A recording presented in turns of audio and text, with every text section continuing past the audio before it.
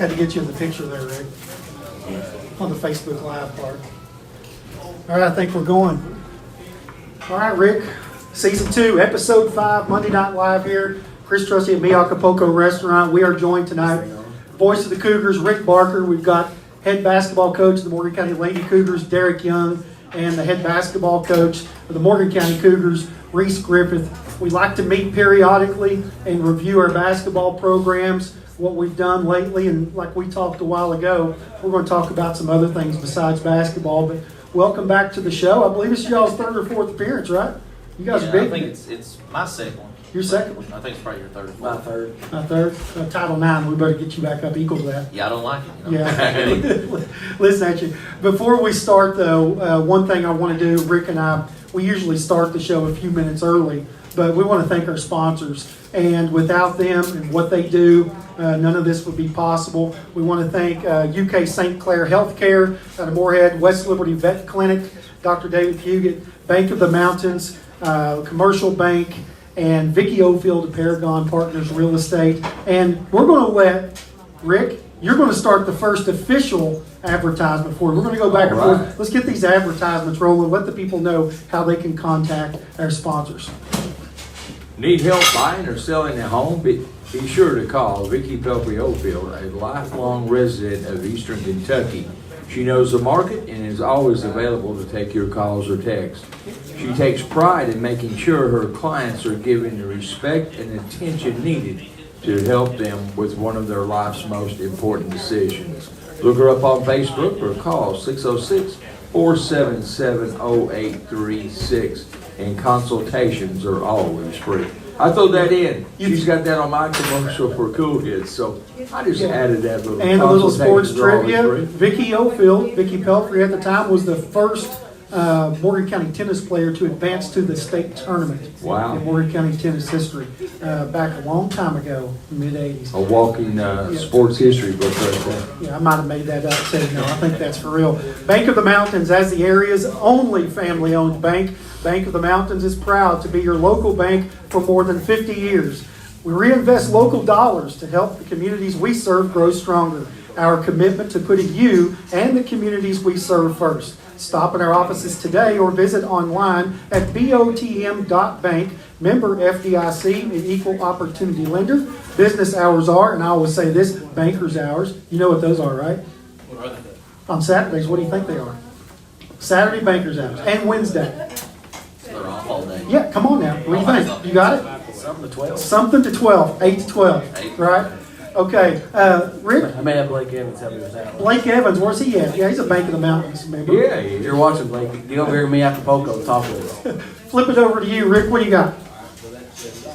Commercial Bank, from opening your first savings account to your purchasing your dream home, Commercial Bank is with you every step of the way. Proudly serving our friends and neighbors in West Liberty for over 100 years. Commercial Bank, where friendliness prevails, member FDIC, and equal housing lender. Reece, what do you think about West Liberty Vet Clinic here? Can you read that for me? West Liberty Veterinarian Clinic has been serving the hills of Eastern Kentucky since 1963. We are pleased to accept small animal walk-in appointments or call anytime to schedule small animal surgeries or appointments for large animals. We look forward to serving our community by helping your furry family members. How about that? 743-3776. Or visit www.westlibertyvetclinic.com. There you go. You heard it there. Also, we can't go without saying the importance of UK St. Clair. UK St. Clair is proud to be expanding access to health care in northeastern Kentucky with new services like endocrinology, plastic and reconstructive surgery, and orthopedic spine care. UK St. Clair is putting the community's health and well-being first. Advanced medicine, trust care with UK St. Clair. Great people. Also, shout out to Mountain Telephone and also Appalachian Wireless. Without them, we don't make this stuff possible. Guys, welcome to the show. We've got a lot to get to, but welcome, Coach Young, Coach Griffith. Let's start with you, Derrik. Give us a little update about the Lady Cougars, your season so far, and what we've got to look forward to. we've been dealing with a lot of injuries. Emma Klinger's been hurt for most of the year. While she's played in the games and stuff, she probably has 15 practices on her ankle. Just some injury that just keeps lingering around. And then we lost Gracie Hampton a couple games ago, so we're a little bit in a struggle, but we talked to our girls about it, about going through the ups and downs of basketball and how it relates to life in general. So I just think, I think once we get healthy, we'll be okay. I think we'll still be district contenders, and I think this give opportunities to our young kids, and Macy Atkins and Lily, to step up and be leaders for us. And I think they've done really well. Yeah, one thing I've noticed about your team this year too is I think your basketball team is very together. They're very interconnected with each other. And I think how much does all the things that you do behind the scenes or off the court with your girls, how does that really help, especially in these times where injuries happen? It's huge. It builds confidence. The relationships in basketball, in sports in general, or in life are number one.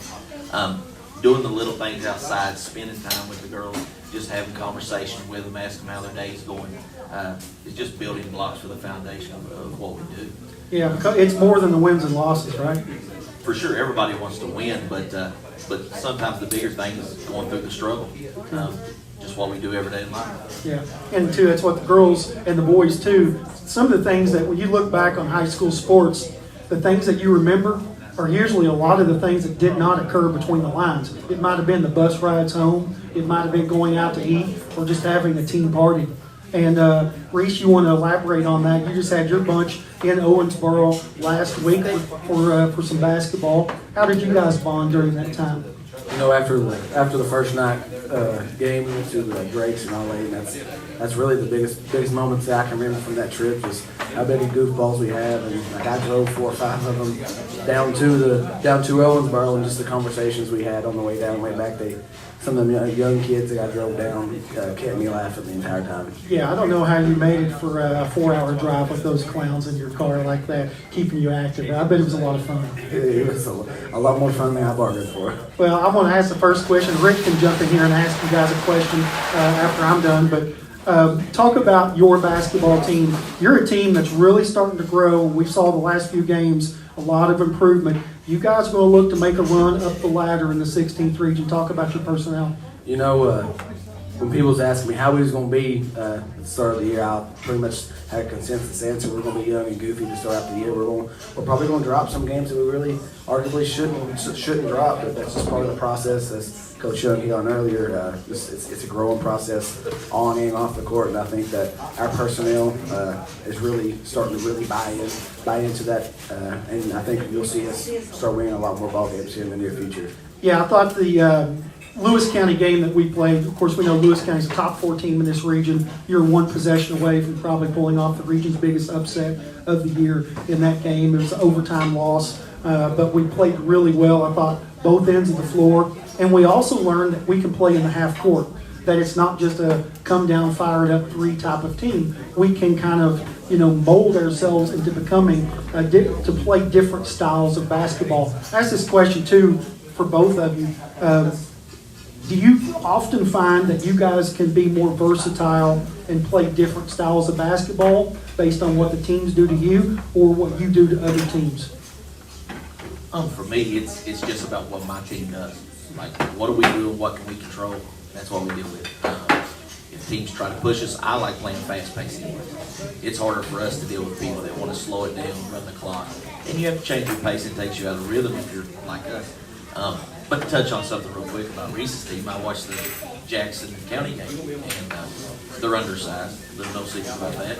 And they have a 6'7" kid on the other side, and I thought they did a tremendous job just beating and banging with those big kids down low, and the effort that they played with on the defensive side of the ball was what really sped that game up. They got a lot of turnovers and put those kids in rush, so kudos to Reece and the game plan he had there.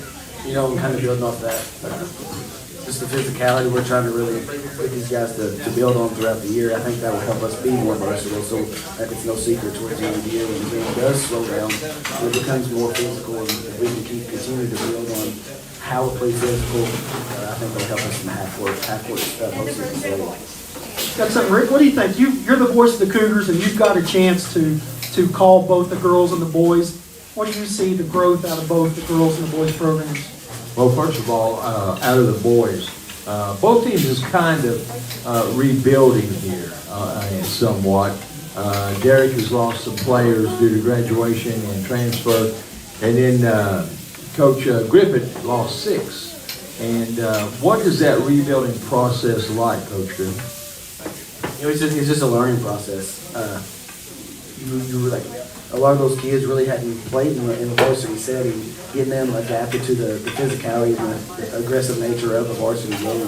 And really just, if you lose a couple early, continue building their confidence up, make sure you don't just continue breaking them down, because our kids, we hate losing the way it is. So just try not to compile negative attitudes and just build the mental part of it more than anything, because it's a long season and confidence will take you a long way. You know, I think your breakout game, correct me if I'm wrong, was Lewis County. I've seen bits and pieces of good play, then I think it all come together at Lewis County. And as you went down to Owensboro, I think that game against Lewis County followed you down that way. Yeah, Lewis County showed us, especially in spurts, of how good we can be, especially defensively. Even though we are undersized in pretty well every position on the floor, it showed us that we can still fight. And that's the big motto for us this year, is every trip down the floor, but you can't just be in spurts. We have to fight every possession. We can't take no possessions off, and that's just not our MO. Coach Young, same question to you. You're in a rebuilding process and really rebuilding now with 2 starters out. And I think that's the curse of a small school, is next man up. But sometimes you're looking, there's nobody to get up off the bench.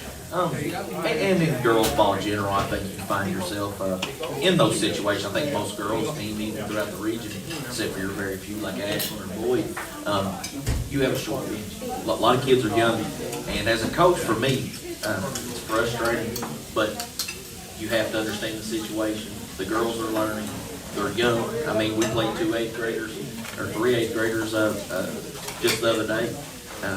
You're going to have some failure, but you got to learn to be positive and push through and use every game, every practice as opportunity to improve and focus on those things that they need to get better on. And as me a coach, it pushes me and what I need to do and how I can help the kids. So it's something that's going to take some time, and we're halfway through the season here, just about it. And I've seen tremendous growth with just confidence in the girls and playing the game. That Bracken County team last year, we lost to them with 5 kids. We had 1 starter back. We had that exact same team down 10 points at half. And that should just go to the leadership and how hard these kids are working, because that's who wins the ball games anyway, is those kids on the floor. And so I was super proud of them. How do you decide what is patience and what is push? Where's the fine line there? It's a feel for me. You got to understand those relationships, like we talked about earlier. You know where a kid is. You talk to them so much that when they walk through that door, I can tell you what kind of day they have just by looking at them. And that just goes back to those prior experiences and being with them. And you know when you go too hard sometimes. I mean, you catch yourself in the game, and we all, fans, parents, refs, everybody, we're in it to win it. And you can get lost sometimes, and you have to go back and apologize or say, listen, that's my bad. And I think that's a big aspect of owning everybody, the coach, the players, owning what you did wrong, and stepping up and saying, listen, we'll fix that, and we'll keep moving forward. Coach Griffith, your fine line between patience and push. I mean, for me being a school teacher, it kind of falls on those same lines there. Just knowing who you can be a little bit tougher on and who you need to really build up and instill confidence. And I think it's just a player-to-player basis. Like some kids on the team I know I can really dig into, and some of the kids, I mentioned one, you probably don't care, Aiden Witt. If I tear into him, I mean, I don't think it's not going to help him at all. I really got to build him up, give him confidence, because he needs that confidence. And again, it's just player to player. You know, I had a couple of questions on my mind as I was listening to that. One, I was thinking, you know, what's it like when your team's at your best and when your team is at your best? Are they similar or different? Derrik, you answer that first. When the Lady Cougars are at their best basketball, what does it look like to you?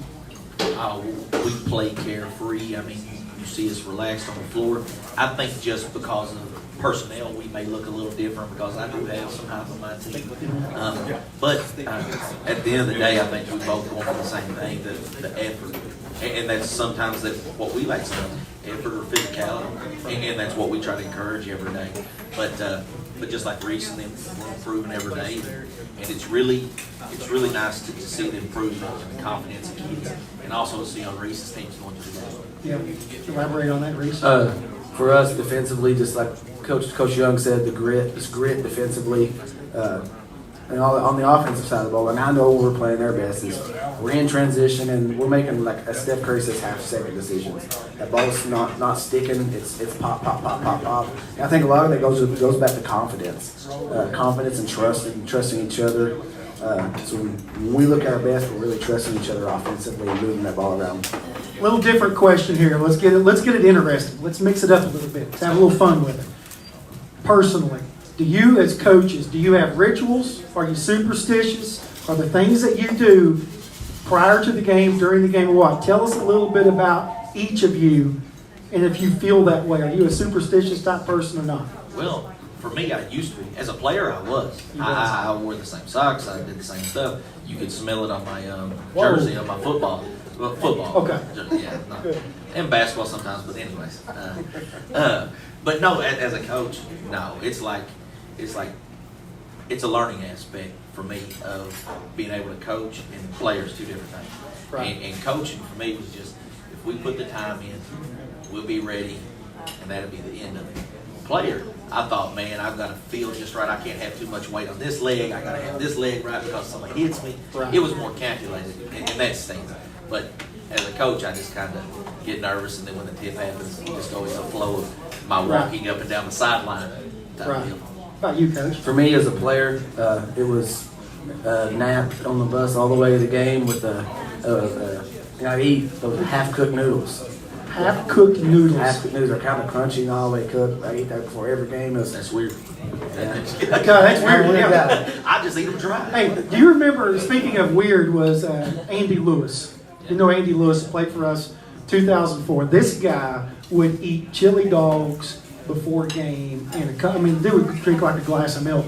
Like, he would eat and drink the worst things possible, and then go out there that I would probably throw up. And he would just play. Yeah. And that was his thing, man. I'm like, people do crazy things. He's just weird because he eats half-cooked noodles. I've never heard of that before, right? Yeah, I got it from actually my girlfriend's aunt. Oh. I've known her family since we've been little, and she came over to the house one day. She was dating a guy on my dad's side of the family, and she cooked those noodles for us, and that kind of became the thing from there on out. She's now actually the branch manager at First National Bank here in West Liberty. Is that right? You want to give a shout out? Or? Shout out Aaron Atkins, West Liberty First National Bank. There you go. With that, I don't know if we can beat that. I didn't know what I was going to get with that, but I was very superstitious. There were certain back then when I coached, we all dressed up. Now people don't dress up as much. You wore a tie and a shirt. And I would have certain ties. If we lost, man, I would throw them in the garbage. Oh. And then we used to joke that we would have a bus driver that if they lost, we would say they're not driving the team bus no more. We always said if Winston Likens loses one more game, then he's going to see to the house. But something we done in high school there. My senior year, we got in a real big slump. We lost 5 or 6 there going towards the district tournament. So we started playing ACDC every practice. We ended up finishing the season on an 11-game win streak. So we play ACDC for every practice. What song was your favorite? Back in Black. I think Back in Black. Yeah. Okay, right there. He hit on a very important point. When his team, it sounds to me like when you guys got loose and you weren't uptight and you kind of let your hair down a little bit and you just played, no hair, speaking of Derrik here, but the relaxation of going out and playing and not having the expectation of winning all the time. You see the difference when teams are relaxed, when players are relaxed, you get more out of them. If they're uptight and they're scared to death to play, you're probably not going to get the results that you want. And from the outside looking in, when we would watch the Elliott County teams play with you and your brother and the decade-long dominance really that Elliott County had back then, one thing people on the outside would always say was, look how loose they are. Oh, yeah. You know, they're going to come down, they may have a 16-point lead, and they may blow it. But then they're still going to beat you by 16 when the game's over because they don't care. They're just going to continue to play carefree basketball. That's what we thought on the outside. Was that accurate? Because you all played that way. I mean, yeah, we knew that. We missed a shot or even took a bad shot at times. We knew that was just part of the game. Control the next possession, just that next possession mentality. Make up for it on the defensive end. Eventually, those shots wasn't that problem. You know, I wanted to ask Derrik this because I want to promo a future guest. Former football coach that was at Morgan County, Randy Wood, is going to be a future guest on this show here in a few weeks. And I want to talk to Derrik what it was like playing for Coach Wood, because when he came here, it was pretty amazing of the 3-year run that he had. Our only playoff win in the first year over Mercer County, 21-14. He took a team that a lot of teams thought that wasn't going to be that good, went 8-2, and went on the road, won, and this town and community was just going nuts for football. What was it like for playing for Randy? Because he was different, and he was the most brutally honest person in the world, right? For sure. I learned a lot of stuff from my coaching style from Randy, to be honest, because he has kind of my personality, but he's a little more, I don't know, just straightforward about stuff. But as a coach, man, you knew his expectations, you knew where he was, but when that football was done, maybe he was in a break, it was comedy. You laughed and had a good time. Jokes all the time. Randy's probably one of my favorite coaches, if not my favorite. And I was only around him a couple of years. He had a big impact on you guys. For sure. One of the biggest things I remember is that my junior year, we was pretty good. We beat Fleming County, that's like a top 5 team. Yes. And before the Russell State champions that year, and Randy kind of walked in there with, you expect some kind of speech or something, and just talk. And he's like, all right, boys, let's go out there and play hard. And it's kind of like he knew like we was about to get whipped. He's like, he wasn't putting pressure on us. Right. And in the coaching style, for me looking at it now, it's kind of like he was taking things off. Like, no expectation. You guys are 5-1. This team's supposed to win the state championship. What I do is good. Halftime, it's 14-21 or 14-14. Yeah. Have a stretch to beat the state champs down the run. Yeah, I think we actually had a score to tie the game up in the third quarter, but we got it called back because of a hold. And Talking about the Russell game. The Russell game, Yeah. was 4,000 or 5,000 people there. You went in. You was going to go into the half with the lead. Yes. You scored, and then you kicked off. And as time run out, they ran it back for the score, and Russell went into the lead. And I can't wait for you to interview Coach Wood. I can't. Have you ever interviewed him? Oh yes, I'm going to get to something here in a minute that's going to be very funny. One more thing about that. Yeah. Russell was playing Russell, and right before the halftime he was talking about. Yeah. Randy calls timeout and comes out there, and he's just like, there, you're scared of it, but I was like, really? He's like, oh yeah, the way they're playing, I can see it. And I was like, cool. And he said, we're going to run this play and you'll get a touchdown. I said, all right. So we ran the play, and I ran for like 60 yards and scored a touchdown. And I remember walking back, like, man, how do you know that? Like, what was he looking in the secondary to notice that they was playing a certain way? And he said, he's afraid of my speed, by the way they said it. And I don't know if he believed that or not, but he told me that. And I told you I'm going to the house. He made you believe. Yeah. So in my mind, I'm about to score on it. So it's over. There's a million Randy tells, and then one of the reasons I'm going to this because I'm going to ask Reece the same thing on the coach's perspective, but talking about how coaches impact kids and other coaches and whatever. And you asked me, Rick, if I've ever interviewed Randy. The interesting thing is Randy had his own radio show from the Dairy Cheer. Yeah, I hosted that show. And he liked to do it himself. And when I was the AD, he had me on a couple of times, and we'll not go into detail on some of the things that on some of his shows, but when the show's over, I'll tell you some stories. But probably the funniest and the coolest things I've ever interacted with happened with Randy at some of the things like a radio show. And certain people, if you're watching at home, probably know what I'm talking about. But it was just hilarious comedy all the time when he was off the field. But I was want to ask you this because he had a big impact on you. What coaches also had a big impact on you, not only as a player, but also as a young coach? Is there people that you look to, Reece? Well, there's 3 people that come to mind. One's sitting to the right of me right here. He had a huge impact on me last year. This is on the relationship building side of it. You're talking about Derrik Young? Derrik Young, yeah. He's a heck of a basketball mind. But even more than that, he knows how to build relationships with kids better than anybody I've ever been around. And he really taught me a lot that he really didn't understand. He had a huge impact on me just in that 1 year we was together. And then a lot of my philosophies and stuff came from Ethan and Evan Faulkner. He was my coach from. That's pretty decent. I mean, they're all right. Both of them at Youngstown State. Yeah.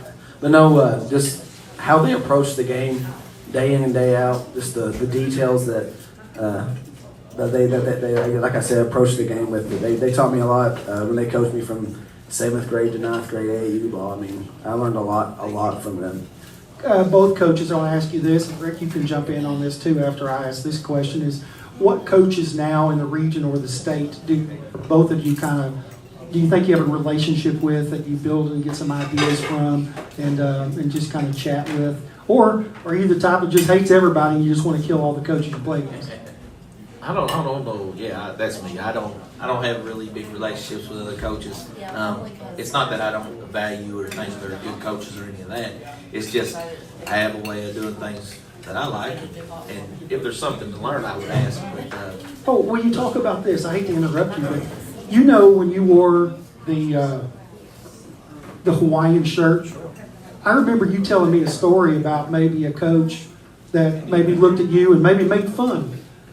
And you took that personally. That's why you kind of started doing it. Honestly. So tell that story. So we went to Fairview in December, and it's like, I don't know, it's like 30 degrees out, and it's a Saturday game, and that's a long haul. So I was like, man, I'm gonna wear some shorts. I'm gonna wear a Hawaiian t-shirt. And I got there, and the coach kind of started making jokes or whatever, laughing. And after the game, another buddy of mine that coaches, he sent me a message and said, I heard you was the Jimmy Buffett of the 16th region. And I was like, oh, okay. Yeah. So what I did, I went to Amazon and bought me about 5 or 6 Hawaiian t-shirts. And man, it took off. I remember going to East Carter, and their student section was dressing Hawaiian for that night. The coach was dressed like everywhere I went. And still, even today, like people from other counties just ask, where's that stuff at, man? Yeah. And it kind of became my identity there for a while. Was that coach with Hawaiian t-shirts? Yeah, that's the kind of coach with a chip on your shoulder, right? For sure, and that's what I like doing. I like finding things that drive me, whether it may not drive somebody else, but that drove me. Like, I'm a joke. All right. Yeah, I'm gonna show you. It don't matter what I wear, Right. Because I'm gonna show you what I do. And Right. That's just kind of. I love that. Come on, I love that story, and that's good stuff right there. Rick, you don't have any of the floral stuff or Hawaiian that you could No, wear? I don't. I had a Santa's hat that I wore, and Coach Griffith's basketball team stole it from me. Oh, yeah? There's playing keep away. News to me. Hey, I'm not going to throw them under the bus. Who was it? But let's see, Parker Trustee, Grayson had the They got whole them over team. here now. Yeah. I got their attention. Oh, Yeah. yeah, you got a couple players sitting back there, I see, yeah. So let me ask you this: if you're Santa Claus, does that make me and Derek your elves? You are. Is that a short joke? I'm allowed to make it. Yeah, we can. I've got a good relationship with your team coach, Griffith. Coach, I apologize. I'm not. Every game, it seems like I'm scheduled to call that you've got. I end up on the injured reserve list or something. But I've reworked the schedule today, and we're going to get more of your games on to Liz. And Rick, I want to say this, and people that are watching on Facebook or on YouTube or here at Mi Acapulco Restaurant, you are fresh out of surgery, my man, just by a few days, and you're still calling games 48 hours later, and your dedication to what you do to Morgan County sports, all sports, is phenomenal. And without your voice, people around the world that listen on the app or whatever can't hear what's happening. And your commitment, dedication, and how much you care shows a lot, because it's just awesome what Rick Barkley does. Everybody give it up for Rick Barkley. That's awesome stuff. Thank you. Well, that goes back to these kids deserve a chance to be heard. With so much media now, and now that I'm well blessed to be with Cougars, that's worldwide, that's nationwide. Right. To get them some exposure and so forth. And I always think about the granny at home that can't get to the game. Her only communication or whatever to a game is listening. And that's what inspires me to do that. It's awesome. I've got a question for you. Yeah, sure. Who inspired you, or what inspired you to go and be the voice of the Cougars? That probably wasn't the initial thought. Maybe it was. I don't know, but it probably just caught on. But What got you into that? Well, 1973, Doc Smith, who owned the radio station here local, came to me and he said, one of our guys can't go. Would you want to go with GW, Glenn Woodward, and make the trip? We traveled somewhere, what we called the Old Blue Goose, Old Blue Van. We didn't know we was going to make it there and make it back. But I'd done that, and this radio personality got another job and moved on, and they asked me if I would stay, and do that. I was going, yeah. I mean, once you leave sports, once you leave the field, the court, a lot of people, like you two guys, want to stay connected to that sport. And that was mine to do that. And so that's how I got involved with this. I would get a burnout sometimes and, miss a few games. I mean, after 50, 51 years, sometimes you do get a bit burnt out. Did Carl Burton ever drive you guys anywhere? Oh, have we got stories there. We was at Estill County one time, and they had the old press box like on Herdman Field up there, and we was up there, and it was on half, and Carl was looking around and looking around. I didn't know what he was looking at, and here come a wasp, buddy. Here's like a B-52 bomber, and got him right between the eyes.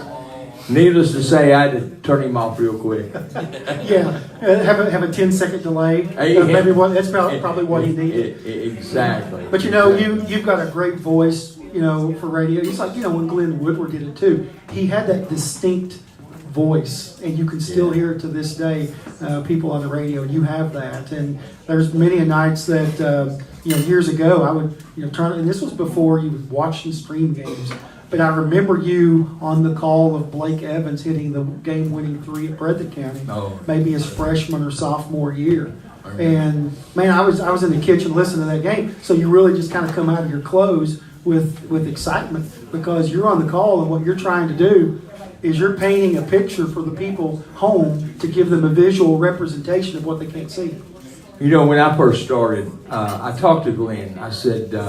To me, Glenn could have probably done D1 basketball. I mean, he was really, or football. He really had the voice and the knack and his sayings. He's running like a scalded dog. I'll bring that back. Right. But anyway, I said, how do you do this? How do you do this? He says, you describe a rose to a blind person. He said, that's how you do radio. And so that's what I've tried to do. Sometimes I fail at that, but that's what I've tried to do throughout the years. Well, you think we can get Reece to have him come on and do a play-by-play? Would you love Well, to? sure. I'd love to do play-by-play. Well, come on.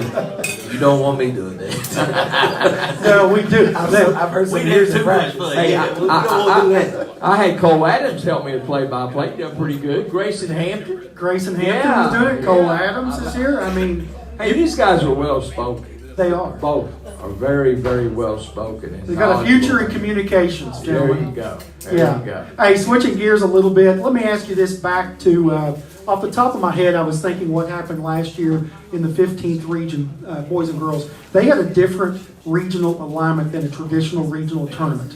I wanted to ask the coaches, would that super regional type be something that you would be interested, or do you think we should keep it the same traditional district champion and runner-up advance and the top 8 go? Because you saw what happened to a team like Magoffin County. Because of the way that style set up and the run they had, and certain teams get knocked off here or there, and you get hot, boom, teams like that can go to the state tournament. What's y'all's thoughts? My initial thoughts on it may just vary on how much it benefited us that year. Right. It may just go from year to year. If it benefits us like Magoffin County did, then sure, we love it. Yeah. And if it don't, then I know that's done. We only need to do that now. So you think you got to earn it? I Now? think you should. I mean, I like the whole idea of this anticipation of that first round district game. I really What's like the most that. nerve-wracking? No matter who it is, no matter how many times you beat them in the regular season, you're nervous. Because you know that if you've had a really good year, you can all in on that one night. We got a birthday going on. Oh, we did. Hey, happy birthday, birthday. Mark Walter. Mark All right, Mark Walter. Happy birthday, Mark. He's got it all over his face over there. Somebody else had a birthday today, didn't they? Yeah, Right? I've been keeping my eyes on them over there because apparently we celebrating my birthday in September today. They're losing money on whipped cream here. Mi Acapulco Restaurant, call 606-743-1316 and get the treatment. Tell them Derek Young sent you and get 2% off, right? There you go. Yep. Tell them the ginger. I just sent you. made that up, by the way. Yeah, we came in this morning after practice and it was Parker, Goose, Aiden, Luke, and Eli. I noticed Parker giving a little grin about halfway through. We never tell me what was going on. And all of a sudden I get the hat put on me and whipped cream right in my face. They're going to get payback for that one. Yeah. That's some extra suicides or something. Derek, answer that question for us. What's your thoughts on the situation? It's something that I'd have to really set back. I don't know a ton about it, to be honest. But I kind of like the way things are. Yeah. It just, you have some luck and get a good call, and good draw. Good You bounce make of the ball. things- Good bounce ball. You make things happen, man. So I'm not going to say I would like it, but until I understood more actually how it went, I would say just stay how we are. 'Cause I like it. You guys are also getting ready to participate in the All-A Classic, back into the 16th Region All-A, coming up on Saturday for the boys against Menifee County. Your all schedule, Derek, is similar with Menifee County on that. So, the three things we always say you got to have to win a tournament. Sometimes it's a good draw, good call, good bounce of the ball. I mean, it doesn't matter who you play, though. But then again, you kind of eyeball brackets. You don't want to look ahead, but it's natural to do. But you got to take one game at a time. You're trying to win this, trying to advance. We have won a 16th regional title before in boys and in girls. So, have you guys talked about this? And this is a big milestone for you guys coming up this weekend. Yeah, it's one game I'm still not over yet. The last time Mordecai won a Class A tournament. Oh, who was that against? Yeah. Elliott County, and this dude played for Elliott County, and we beat you all, right? I mean, it wasn't just a beating. It was about a 20-point shellac. It still puts a sour taste in my mouth. Yeah, okay. Well, don't take it out on your own team. Oh, no, we're good now. What do you think, Derek? For me, it's the first time coaching All-A. I think it's something good for us. I don't know if I ever played in All-A or anything we weren't in in our All-A. so it'd be new, and I like these like little mid-season tournaments, man. It gives something to play for. I'm not big on the 2A. I think that's because it's not really 2A. It's whoever wants to get in it. I mean, if it's really 2A schools. Is it not based on enrollment? I don't think so. Like Boyd County and them. I've seen some teams that aren't 2A in the 2A last year. Well, interestingly enough, Morgan County in sports, we've been 3A in football, 1A in basketball, 2A in track and field, all in the same year before. It's been kind of wild of how that goes. But I think they take the bottom, I don't know, is it enrollment or the bottom 128? The bottom X amount of schools. X amount of schools in the state in enrollment wise. So, and I think a couple of years ago, we just eclipsed that mark just to get back into the All-A this year. So, you got Menifee County, which, you played earlier before, but you've not played them in girls yet, right? No, and they're pretty good. I would consider them top 3 in the region, man. They're solid over there. We've got them playing well. They got some talent over there. But we got Elliott County next, and that's what we're going to focus on. And I try not to look too far. I try to evaluate everybody the same. I don't like overlook them because I was part of a team that maybe the biggest upset in 16th region history. We beat West Carter twice my junior year by 25, 26. They come in at home, first round of 2006, district, yeah. and beat us at home. And we beat Boyd County that year, and they was number 1 or 2 in the region. We was stacked. We were 22-3, Derek, that year, and as you know, we were only 12 points away from being undefeated. Yeah. And we just had one 32-minute game, we just didn't put it together, just got beat. And that'll happen when it comes all down to a one-game scenario. But talk a little bit, Derek, about some of the individual girls in the 16th region, because this region has been crazy good in individual talent. Look what Haven Ford is doing at Murray State. Talk a little bit about that individual talent. We was, I guess we was fortunate or unfortunate to play against them. And Haven dropped like 32 on us, and it was just special, man. She just seen the game at a level that nobody else around her did. Now you got Shaylin Steele playing in Pittsburgh. You got Audrey Biggs that's playing up at Pittsburgh also. But this year you have Woods. What's her first name? Kinley? Kinley Woods. Ashland? Yeah, went through a leg injury, broke her leg, and now they expect her to come back playing like within the next week or so. So that turnaround's in 4 months. But it's been crazy good the last 4 or 5 years of the 16th region girls individual talent. It's been big You time. mentioned Haven Ford, and this stat still blows my mind.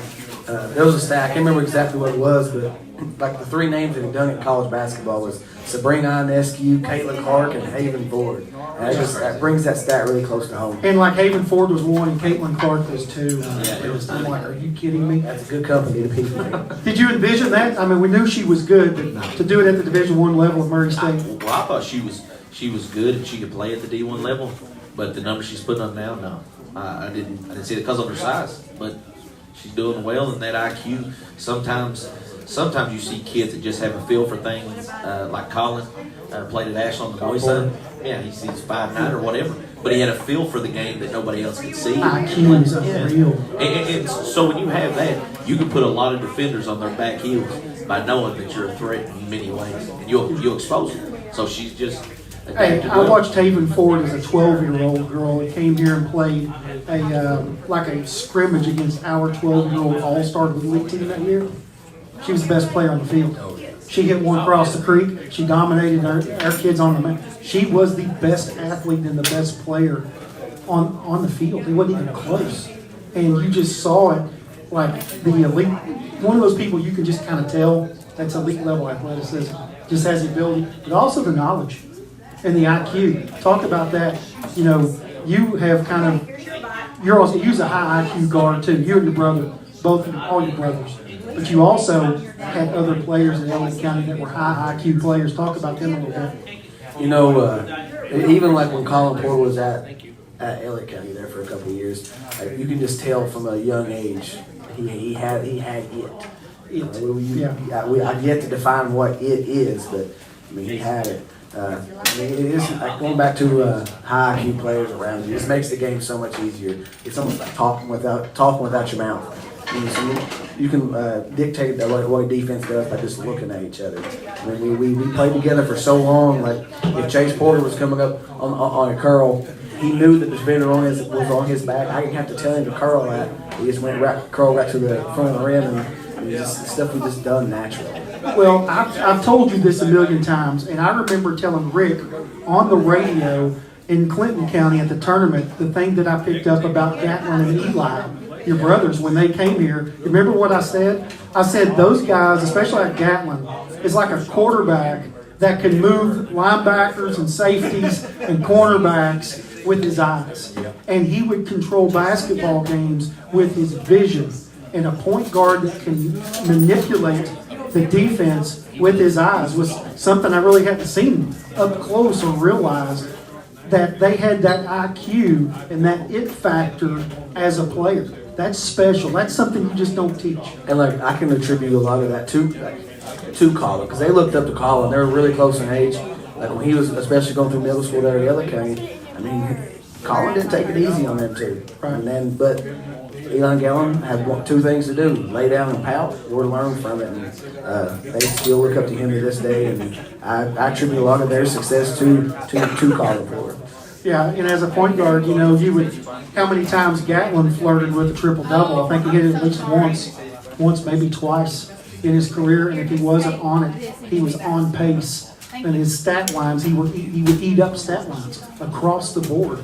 And I think when you have a point guard, you have a pitcher, you have a quarterback, if you've got those 3 things in those 3 major sports, you've got a good chance to win. Oh, yeah, definitely. Derek, talk about your team. You're banged up right now. So who's some girls that's having to step up in the place of injuries, and when should some of those girls return? Hopefully we can get, talking about injuries, hopefully we can get Grace and Amanda back within the week, hopefully. Emma, I know she goes back to the doctor January 3rd, and we'll figure out more on her. But really stepping up is Lily Mitchell, man.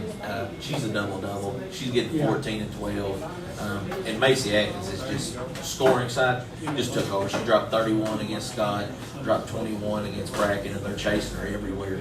But also, there's some role players that stepped up. Some are young. Bella Smith has done a really good job of going and getting boards for us. Audrey did a great job the other day, just chasing defenders with a box of one, and she just run them down. But hopefully, within the next month, we should be back healthy and rolling and going into that district tournament and healthy and good to go. One something I picked up on just watching some of the girls' games is how much of an impact Lily's had on the game of help freeing Macy up. I mean, a good way to free a three-point shooter up is having a really dominant inside presence. And I don't know what her Lily's stats are. I think it's something like 14 and 11. She's had a huge impact on the game, and sometimes I don't always show up in the box score, but I've been really impressed with Lily's start to this Well, year. it's just her presence, man. You know, I mentioned on one of the earlier shows, I said, you know, she's a double-double. Wait, this is something you almost expect anytime. And if you have that presence, like you said, it frees up everybody else when you have somebody of that stature. Yeah, and she's probably the most improved. She goes from 4-point average or so last year, maybe a couple boards, to averaging double-double and playing well, man. And with us being so far down right now with injuries, she's having to learn even more because she's getting doubled every time. Like it's automatic, and she's having to learn how to filter through that. So. Rick, I want to ask you maybe to check in. I don't know if you've got Facebook pulled up or not. I do. Has anybody commented on the most points scored in a single game? You know, I have been looking for that, but I have not seen that. I've not seen that. Not seen Steve it? had a question. Yeah, we got. He said, "Is my beard natural?" Yeah. Or, Okay, so this is from Stephen McKenzie? Yeah. Okay, Yeah. this is real stuff. If it's from Stephen, the people here in the audience, as soon as I said Steve McKenzie, they know this is going to be a real question, right? I do. Do you color your beard, or is it naturally red? This is natural, Steve. Best question of the night. Natural, buddy. He's got another question, too. Go ahead. You want to comment? Miracle Whip or mayonnaise? Oh my God. Well, that question's for me because I can't stand like no condiments. I can't stand Miracle Whip, and they always mess with me. Like they put Miracle Whip on the table over at Woodsville when we all worked together, had a good time, and I just couldn't eat. I couldn't do it. Like this guy really cringes and either gets sick or has to leave the building if you have mayonnaise or Miracle Whip. On the table. Are you the same way? Okay. I Can't do it. There's something about it. I don't know, but it ain't from me. I like mayonnaise better than Miracle Whip. You like It just depends. and real mayonnaise. Hellman's. Miracle Whip. Your Miracle Whip? Miracle Whip. No. All right, let's take a vote real quick. All for mayonnaise, raise your hand. 1, 2, 3, 4, 5, 6, I know who to 7, stay 8. away from. Wow. Yeah. Miracle Whip. Thank you. 1, 2, 3, 4, 5. Mayonnaise wins. There you go. 8 to 5. There you go. No, but really, it just depends on what I'm eating. If I'm eating a ham sandwich, give me mayonnaise. If I'm eating a hamburger, give me Miracle Whip. So yeah, I can go. Wow. I can go both ways. I can do it. I I can. can do either one. Well, for me, it started like watching my grandpa eat like bacon sandwiches with mayonnaise or mayo on it, and he'd get caught in the corner of his jaw, and I'm like, man, what is that? I couldn't do it. You just can't stand to see that. I just that look drip. and every time I see like a mayonnaise jar, I just see Grandpa's face and that mayonnaise right there. I'm like, good Lord, we can't do this. Oh, man. This is the best part of the show. I'm telling you. Because I mean, what do you think now when you see somebody with You ever mayonnaise seen on that? it, cottage cheese? Like an old dude that's Oh. eating some like a bacon lettuce. I mean, I You guess tell him. I just don't pay attention.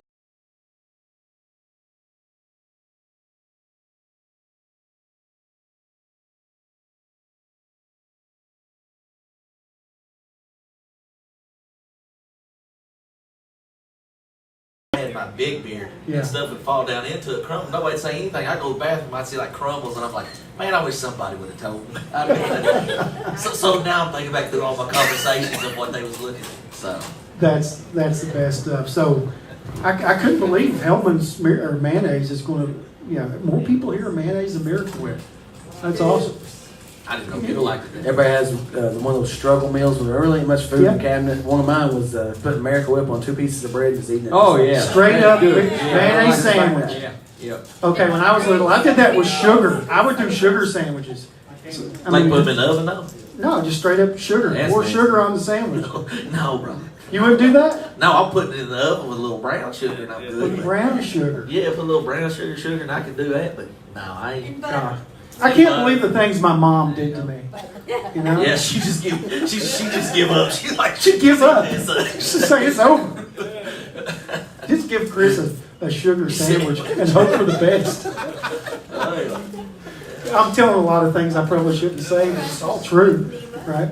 I was somebody that liked to put coleslaw in their spaghetti. Anybody put coleslaw in spaghetti? There you go. See, I'm not the only weird one. I don't do coleslaw. You don't do coleslaw in spaghetti? Got mayonnaise in it, Got right? mayonnaise. I don't know, but I don't do it. That's right. I didn't have to know to have mayonnaise. I just looked at it and like, no, that ain't no good. What about you, Reece? To me, that almost sounds like the Will Levis mayonnaise and coffee. Oh my God! Now that's something I can't do. No. How he put mayonnaise and coffee and would drink it. There's no way I could do He that. said that was his go-to drink, too. Yeah, you know, Steve McKenzie does a lot of weird things, but that dude eats oysters, and I don't know how he does it. And he eats eggs that are runny, and I don't know how people eat. Do you guys eat runny eggs? Okay, we've got a yes over here. Over here, runny eggs. I don't know how you people. So do it. are they the same Miracle or mayonnaise people? Like, are they the same ones? Are runny eggs also mayonnaise or Miracle Whip? Okay, they are. Mayonnaise. Yes. Mayonnaise. Mayonnaise. Well, they're a correlation. Oh, because Steve would eat runny eggs and he would have a drinking guy from his corner in his mouth the whole time. Steve looking through those glasses at you. Is there any way we can also unfriend Steven on Facebook real quick? Get him off here? Has he got another question? I don't know who that's directed to. Read that. Happy birthday, Mark. When Who's that, Steve? Ethan, we told Ethan and Faulkner, they would take just raw eggs and crack them. Oh, He and my Ryan was God. jail. I would eat the cake batter. I'm a cake batter Yeah. person. When I was 8 years old, my mom, she would give me cake batter to eat it raw. Chocolate cake. I tried that after watching Rocky one time. You tried that? The raw eggs, like cracking them into a jar and just drinking them. How'd that work I out? threw up. It hit the back of my throat, then hit the floor. That's what happened. Oh my God. So what did you say about Ethan and Evan? Do they do? Growing up, they used to just take raw eggs, crack them, and Just slurp put them on the down. back of their throat. Yeah, that was their protein. No way. I can't do it. I mean, my dad can verify that. They spent many days in the house. All the things that we grew up eating or trying, I don't know how we got here. I Hey, really you don't. want to throw Landon under the bus real quick? Yeah, we could. Oh, it says, nobody wants to know my superstition. It's coming from your brother, Landon. What's his superstition? Oh, God. I tell you, You're going to have to comment next time. You build a real relationship with your brother. No, no. They tied. Oh, no, I can't say that on there. I know what it is now. I Okay, can't so say you it got, on okay. That's after 11 p.m. Can we guess? No, I'm just kidding. We have any more questions or comments? I was trying to give away. You know what I want to do? You know, since Mark Walters here is celebrating their birthday, Yeah. he is going to be one of the unofficial winners of the contest. He is going to get a jar opener, All right. courtesy of UK St. Clair Healthcare. Happy birthday, Mark. Happy birthday, Mark. We got you a jar opener. There you go. Those mason jars are tough to open. Yeah. You need to open them green beans. Mayonnaise. We got you. Mayonnaise jars. Jar, yeah. Yeah. We don't do that. Can't say we didn't get you anything, right? By the way, happy birthday. A lot of comments, Chris. A lot of the comments. I was going to read these names, but this list goes on and on. Oh, pour it on. And I'll forget somebody I know will. It goes forever and ever and ever and ever. A lot of people watching. A lot of comments on the two coaches. All right. They're commenting that they're thanking them for what they do, for the hours they put in this coaching. They like their style of coach. They like the respect they give their players. I mean, it just goes on and on. Relationships, and that's what these guys do. These two coaches have built relationships with the players, and that goes such a long way. And what you do is just really amazing because we know coaching changes, right?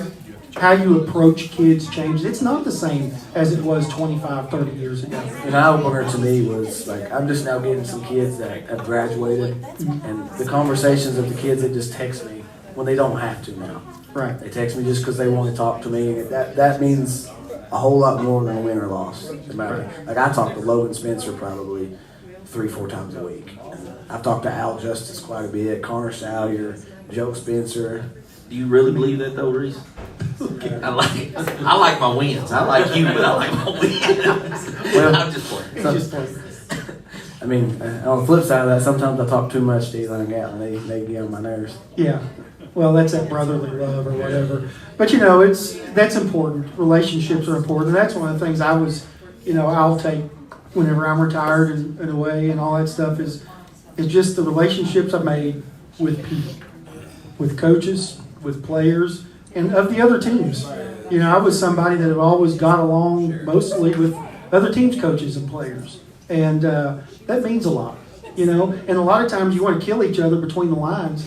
And you find out then later in life, they kind of become your best friends. The people you really don't want to choke out and win and all. And I've had 3 or 4 friends that are really close to me now that in high school probably hate each other, But you grow, our kids play with each other and things like that. And that's what's special, are those moments, are those relationships. You can't get that stuff back. We've got a few minutes left here. We got any more questions before we... I've got one quick one here for each of them. This may go over our time limit here. We're on overtime, maybe. We're all right. I consider both of you as a player's coach. Now, what I mean by that is you can put your arm around and say, I need this. Give it what you got. And I believe they'll do that. How do you draw the line between being the friend and the coach? You understand what I'm talking about? That's a good question, really. I think it just goes back to the environment you're in and the situation that's presented itself. Like on the ball floor at practice, like it's business time. And even sometimes at practice, there's times to cut up and have a good time. There's times to say, okay, we need to get your stuff done here. But So you got to draw that line during that time. yes, and I think like we've talked about a lot that's relationships. Yeah. They've got to have that respect factor, knowing when to turn it on, when to turn it off. Coach Young?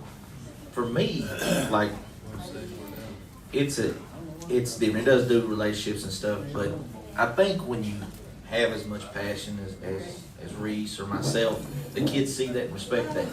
So they know that when we say something and they can tell we're not joking because of the relationship. Right. They know, hey, he's mean business, let's get it done. And I think that passion that comes through on the sidelines and practice is what sets all that up.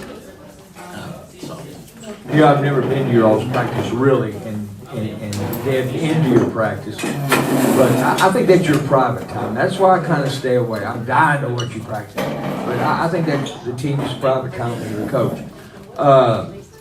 Do you have to be brutally honest with the players sometimes? They come to you and they say, hey, coach, I really think that I need to play more or whatever. And how does that affect you and the player? If you're not brutally honest with a kid, you're setting them up for failure. There you go. The world's brutally honest. I learned that as soon as I graduated high school. Like it's a tough world out there. And if we sugarcoat things for them, right, the world's not going to do that. You're setting them up for failure. And for me, it's something I kind of learned. I think forever negative, I try to find 2 positives. Gotcha. So when I hit you with something that's honest and truthful, I'm also going to try to build something back up. Like, this is what you can do. Right. This is what you're good at. Be that. Because I'm one of those people that think if you spend time trying to do something that you're really not good at, you're getting away from what you do. Right. So a shooter's a shooter. That's what they need to do. It's okay to go work on those things and get better. Nobody's saying that. But for me, it's focus on what you're good at. Be good at it. And you're good at it. So you're trying to tell me you're not like these 10U travel baseball coaches that walk out after a kid's give up about 3 straight bombs and just walk out to the poor kid who's crying and just look at him and say, man, you suck. Oh. Now, it depends what kind of relationship. Laughing. He's like, But like, it depends if I had that relationship with him. I'm like, dude, you're going to have to go over here. yeah, we're going to have to cut you from the team, Yeah. Tell your mom we'll refund the money. That makes me think of like the difference between eating. See you next See week. ya. Happy birthday. That just makes me go back to think of the difference between like even like my brothers, Eli and Gatlin. Gatlin I could really rip into, that's what motivated him. But like, I had to take a different approach with Eli, okay, because he had some confidence things that we had to really build up throughout the year. So I mean, that's even from the same bloodline. I mean, like every kid's different. You can really rip into one. That's what gets them going, and build them up with positivity on another kid. Maybe what helps them succeed at the highest level. Do you have a question? Do we have a question from? Oh, I don't. The gallery? No, We just taking a look there. Okay, guys, this has been a lot of fun. It has. Yes. It Yeah, has. this has Been enjoyable. been this has been a lot of fun. We covered a lot of bases, talked a lot about a lot of different things. The mayonnaise thing was really good because we got the whole place and the whole restaurant Yeah. involved with that. You're gonna like the superstition. I know it's what. I'll tell you what. All right, what do you got? I'll tell you when you're off air. Oh, Oh, okay. what I'll do is when we go off air, I'll leave YouTube running and Facebook there, and then we'll just put it down. talk into it there. Or I'll put a post on And I'm it. already getting heckled by my brother. He's already texting me, Oh, yeah? giving me hard times for not saying it. Hey, this is so different than doing radio. Radio, when I need a breather, I hit a commercial, take my headset back. Yeah. This, man, you got to stay right on. We're live all We're the time. live You're all going the to see time, behind yeah. the scenes. Yeah. what There's makes no it fun. transition. You got to everything's off the cuff. And I think that's what I wanted to create with the show like this is more off the cuff, have fun. Right. The best moments of the night when we're all laughing and we're being ourselves and we're not trying to be robotic and everything we say, we're being real. And I thought last week I had Jamie Brunk and Dr. David Fugit on. Oh, that was a good show. And I tell you what, that was one of the most like heartfelt, just two dudes that are just great people that I just felt better after the show was Oh, over yeah, that's a because great show. of listening to them talk and the stories that they told. You do a fine job getting these guests together, Chris. Thank you. There's a lot. People don't understand the work you go through with to put this hour show on. This is a 3-day, 4-day job. You know what I'm saying? And just to get a ball game on, I'm 2 hours in the prep Right. because I don't want to sound dumber than I already am. You know what I'm saying? But there's a lot of work that goes into behind the scenes on getting a sports show or a team or a game together. Yeah. And then basketball, man, they wear me out. You got 3 games in 1 week, and then you got a double header. I mean, you have to burn the oil late of a night to do Well, that. you guys can elaborate on this, but for me in doing a show like this, is we want to talk about our local kids and our teams, first and promote them, but also this show is about telling stories and connecting people and letting people maybe know some past history. All of my shows I've really enjoyed, but all of the people are coming on. They've been so great. Well, from Chris Bailey, Jim Caldwell, to Bo Allen, to you guys. Big and next week too, Mason Moore. And next week our show is Mason Moore and Chase Alderman. That's Chase is pitching at the University of Kentucky. Mason pitched at the University of Kentucky. Was drafted by the Chicago White Sox. So we're going to talk some baseball, and I'm looking forward to that. Like I said, our future guest Randy Wood's going to come back on the show. We're going to reminisce about those old days, and we might tell a story or two about his radio show at the Derrik here. That could get really interesting. But then in the future, I've got head baseball coach Twain Willis is going to come on that I'm so excited about. You had Cameron Plank. He's watching tonight. Cameron as well. Plank, Yeah. and he'll probably find his way back on this show too. Here coming up, I had him with my buddy Jason Butler from Mason County, the head baseball coach there. That's like the brother I didn't know I had until I realized I had a brother about a year ago. And the people, it's just so special to reminisce and talk about those things with those people. I've got a story about Cam Plank that you're bringing up. I used to be buddies with Larry Whalen back in middle school, and he lived in the same subdivision as Cam. Cam gave me one of the biggest compliments I've ever received in my life. We was out goofing around there at his house, throwing a basketball 2 or 3 houses down into a goal. He said, "Daggone, you have a cannon," and now he was a major league baseball player. So he was giving you the cannon props. He was giving me the cannon props. Cam, I was really proud of that. Obviously, I remember it to this day. So I was really proud of it. Cam Plank, as a senior in high school, when I kind of got to know him, actually came to my 8th grade and talked to my 8th grade class of students. Wow. As a senior in high school, where he just graduated, and his poise and charisma and his just presence captivated those young kids that really looked up to him. And that's what I was wanting to do. I was wanting, hey, look, you can look at his success, look at his story, because we're wanting to tell stories, right? We're wanting to connect people. And he would come and watch our old Muskies play. He didn't have to do that on a Saturday morning, but he would always want to be there for those kids. He's a special person and a great friend. And, Larry Whalen is another kid that one of Parker's original kids that he looked up to. Obviously, Jordan Perry playing here that everybody looked up to. It was Jordan. But there's also people like Larry Whalen that caught a young kid's eye and say, I want to be like that. I want to be an athlete or a player to look like that. And when you have those role models, that goes a long way. Those people are special people. And like these kids don't understand that you've got all these little eyes looking at them. Every single thing they do on that ball floor or at school, they got little eyes looking at them, trying to instill not only those on-court values, but those off-court values as well. It means a lot. That's why I started shaving my head was because of Randy Wood. So I'm just kidding. I can't wait till you introduce Randy. Well, Derrik, one short story. Derrik is coming back on when Randy does it because I've got to make sure that Randy we're together so we can bounce things off each other when we talk to Randy. If you ask Randy Woods a question, he's the toughest interview I've ever done, and I've interviewed hundreds of coaches. If you ask him a question, he'll say, Rick, ain't you got nothing better than that? I don't want to answer that. What else you got? No, he bust your chops. He'll bust your chops in a hurry. I asked him about the what we was talking about, the Russell game, the kickoff return after Morgan had scored, kicked off to them, to Russell as the time was running out, and they scored. I asked Randy about that. He said, you think I want to talk about that? He said, you want to think... It's a bad question, right? Yeah. You think I want to talk about that? You know I should have squibbed the ball. Randy's tough, man. I can't wait. Well, I'm looking forward to that, and I'll be talking to him tomorrow about solidifying a date to get him in here. That's a lot of good times, and like I said, he impacted a lot of people he did. and in this community and brought us together.